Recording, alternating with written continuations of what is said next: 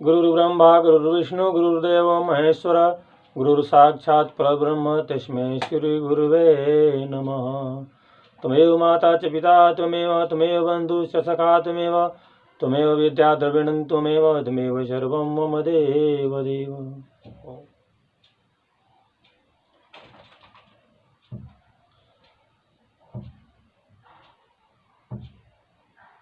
भागवत महात्म दूसरा अध्याय।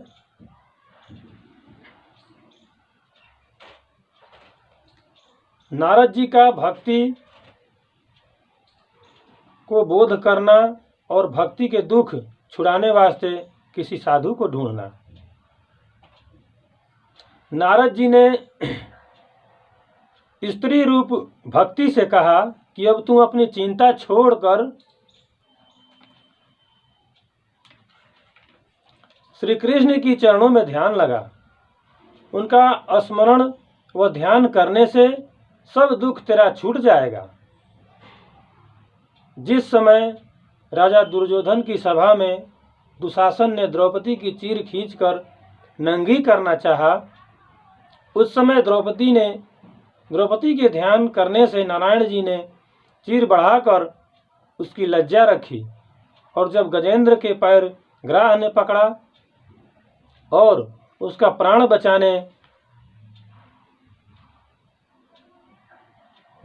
बचाने वाला कोई नहीं रहा, तब हाथी के स्मरण करते ही विष्णु भगवान ने पहुंचकर गजेंद्र का प्राण ग्राह से बचाया। हे भक्ति, तू बैकुंठनाथ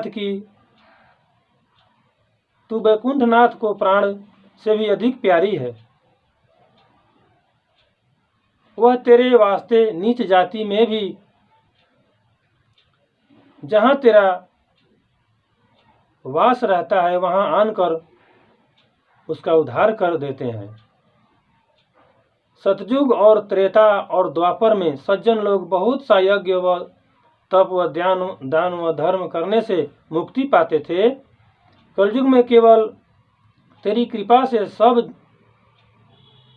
जीवों का उद्धार हो जाता है। ज्ञान व वैराग्य को कोई नहीं पूछता, इसलिए तेरा दुख छुड़ाने वास्ते बहुत अच्छा उपाय करके जगत में तेरी महिमा प्रकट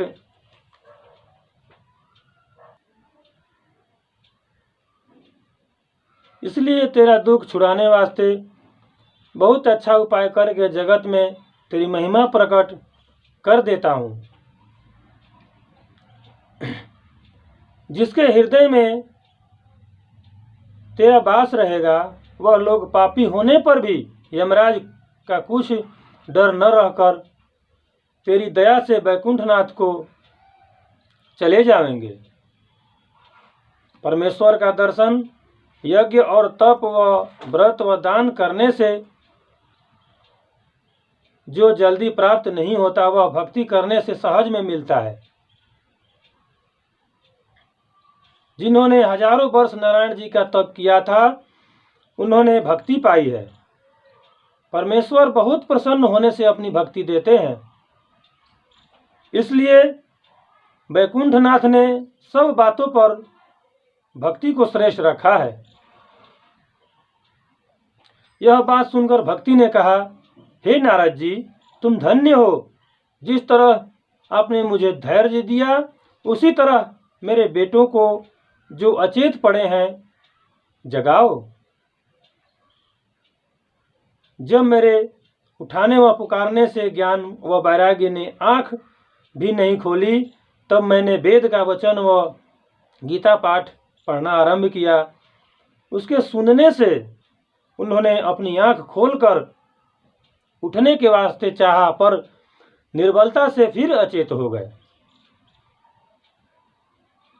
जब यह हाल देखकर मैं बहुत चिंता करने लगा कि ज्ञान व वैराग्य किस कारण नहीं उठते, तब यह आकाशवाणी हुई कि हे नारद, क्यों इतना सोच करते हो?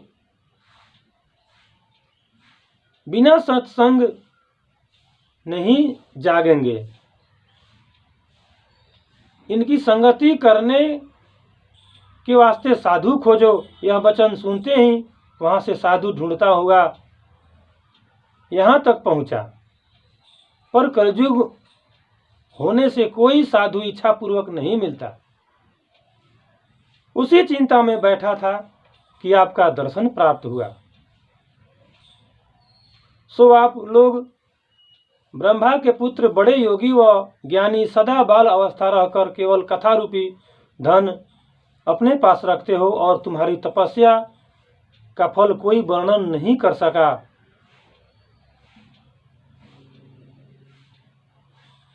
कि किस वास्ते कि आपने जय और विजय वैकुंठ के द्वारपालों को पृथ्वी पर गिरा दिया था।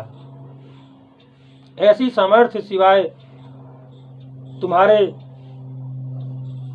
दूसरे में नहीं है। जिस तरह आपने दया करके अपना दर्शन मुझे दिया, उसी तरह भक्ति व ज्ञान व वैराग्य का दुख छुड़ाकर उनको सुख दीजिए।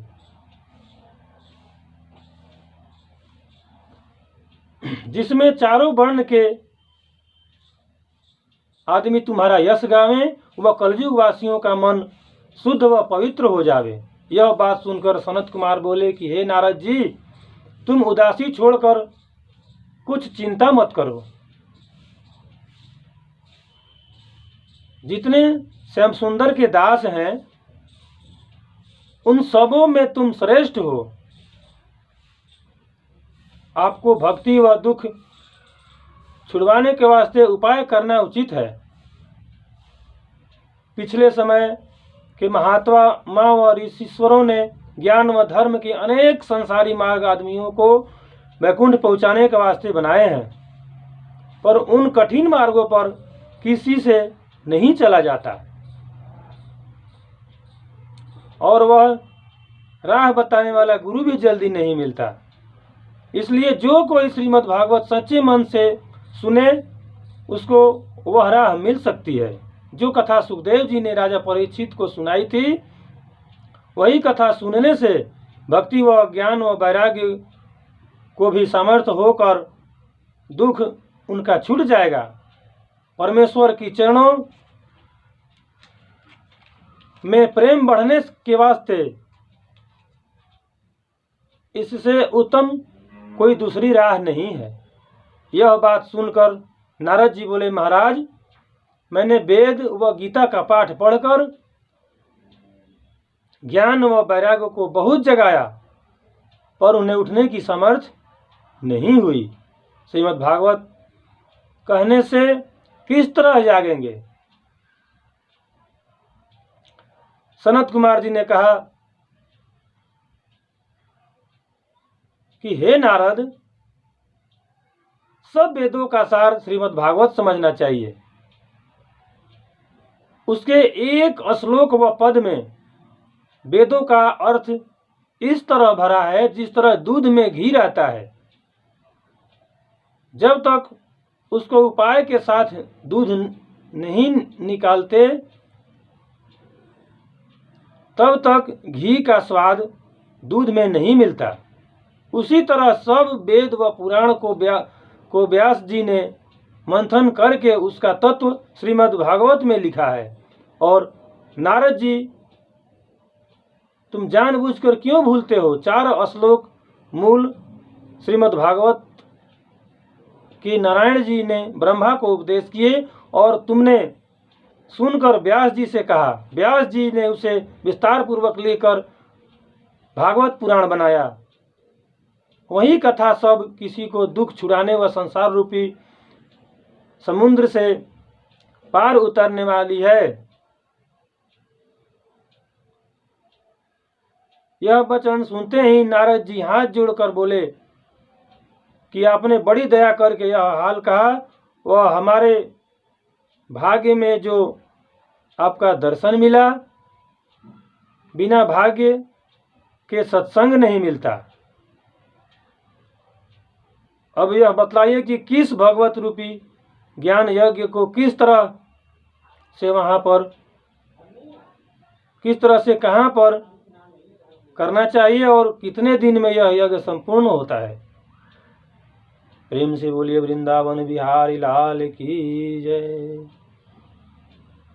यह श्रीमद् भागवत महात्म का दूसरा अध्याय समाप्त। वृंदावन बिहारी लाल की जय।